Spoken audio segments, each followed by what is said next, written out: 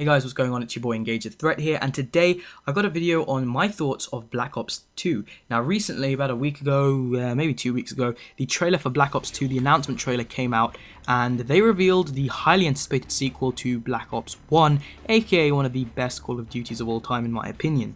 So if you guys haven't seen it, go ahead and check the video description and watch it, because if you're a diehard Call of Duty fan, then you need to watch it because it looks freaking amazing. Anyway, let's go ahead and start off with the story. Now, if you probably be able to tell from the trailer itself that Black Ops 2 is actually set in the future. It's set in 2025. Now that's quite interesting. Now, when I used to play Call of Duty 4, I always imagined Call of Duty one day being set in the future, but I was thinking more 2050, 2060, that kind of time. I was thinking jetpacks and laser beams and new forms of energy and that kind of Halo-esque stuff, and actually the reason why I think they didn't set it that far into the future, and it's it's only 2025, is because of the fact that the modern era of Call of Duty games, the ones that are like set in these times and are not set too far into the future, they're just doing so well. There's kind of no need to go too far in the future and kind of delve into the whole Halo side of the market. So I think that's why they went with 2025. It's kind of, it's about 15 years from now, or to be exact, it's 13 years from now.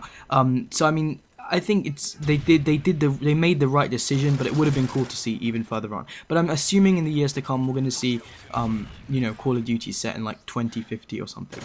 Now the actual story is between, for once, not the USA and Russia. It's actually between the USA and China, and actually it's a cold war between the two states. And what kind of goes on to sort the like light the flame, if you will, is actually the Chinese have been hit by a kind of virus that cripples the Chinese stock exchange, and so as a result they banned the exports of rare earth metals, not rare earth metals but rare earth elements, which are obviously very valuable, and at the same time the unmanned the kind of unmanned robotics section of the US Army, which by this point is extremely developed and an integral part of the army as shown by the trailer, has been hit by a virus which actually makes all of their robots, their mechs, their tanks, their jets, helicopters, everything, all the unmanned vehicles actually turn against the Americans and start, killing the people they're meant to be protecting. So that's the whole kind of conundrum, the whole kind of big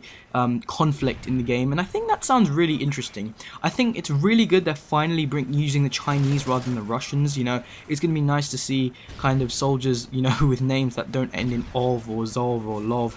And we're going to see, the Chinese, which are, it's quite relevant. I mean, the Chinese are going to be a huge superpower soon, and I think it's really cool that they're bringing them to the game. We've kind of seen the whole, Pan-Asian v American war stuff being done in Homefront, but let's be honest, guys, Homefront was an awful game.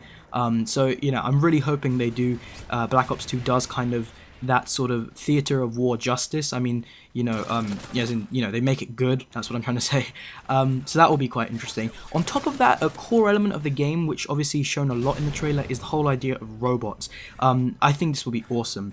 Now, when they say robots, they mean kind of all these big mechs and new surveillance equipment, new reconnaissance equipment, a quad rotor, which is like this, 4 rotors on a helicopter that you can fly around and spy on people with. All these new kind of fancy gizmos and stuff that they're going to be including in the game. I think these will be really, really interesting.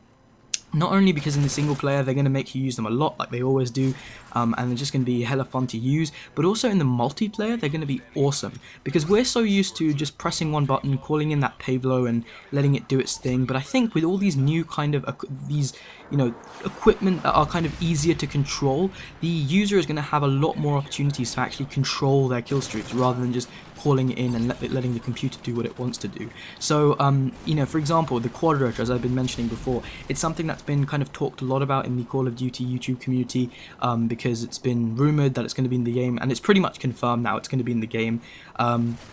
That's going to be really, really awesome, because you're going to be able to control that yourself, and kind of, apparently there's going to be like a machine gun mounted on it, so you're going to be able to shoot people, you're going to be able to target people and, tag people. It's going to be really, really awesome. And then on top of that, I mean, things that haven't been discussed as much but are shown in the trailer, like heavy mechs and tanks, who knows, we may be able to use those in the multiplayer, and I think that will be really, really awesome. Vehicles have never really been Call of Duty's strong point. They're never used in the Call of Duty game. I think the tanks were used in the World at War, obviously, but not very well. They were kind of useless, sluggish, big, and they could be taken out really easily. But I think this time they're going to do the whole vehicles thing right, and I think it's going to be really, really awesome. And yeah, so I think that's going to be great. Now, another thing, which is kind of a smaller thing, but what I've seen in the trailer is that there's going to be horses. So, yeah, horses. It's kind of ironic because the game is meant to be set in the future, but there's going to be horses. But apparently, according to some rumor mills, there's going to actually be horses, and you're going to be able to call them in as a kill streak around the kind of 9 to 13, kill streak. And you're going to be able to call them in, and they're going to come in and, like, kill everyone. Now, I'm not sure if firstly, if that's actually true. Secondly, if that's actually going to work, because I mean, horses are big things. So, are they really going to be able to fit into us, buildings and stuff like that, and all that stupid stuff? But we're definitely going to be able to use them in the single-player campaign. There's almost no doubt about that. So that will be really, really interesting and fun to use.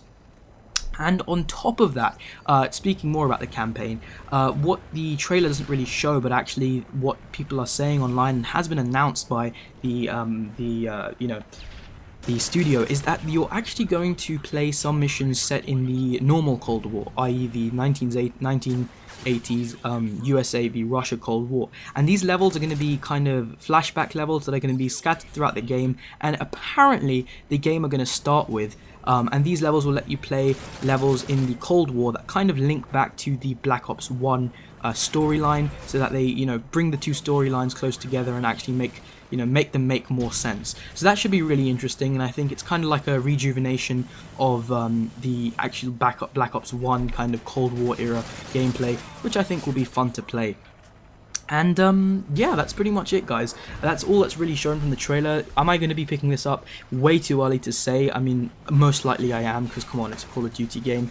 But I think it'll be really interesting. I really can't wait to see what they're going to be announcing with the multiplayer. So far, they have confirmed Call of Duty Zombies. They're going to be apparently changing it up a lot and making it very, very different. So I cannot wait for that, because I'm a huge Zombies fan. And otherwise, yeah, that is pretty much Call of Duty Black Ops 2. And that's the end of the gameplay. Now, if you guys really want it, which I doubt I'm going to get much response on this, but if you guys really want it, I can do another video on another kind of extended video on my thoughts. But I think that's it for now. I'll keep you guys posted as more news comes out. Anyway, guys, thanks for watching this video. Do be sure to comment, like, and subscribe as always.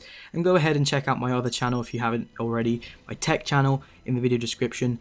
And that's pretty much it. Check out my Facebook in the video description also. And thanks for watching.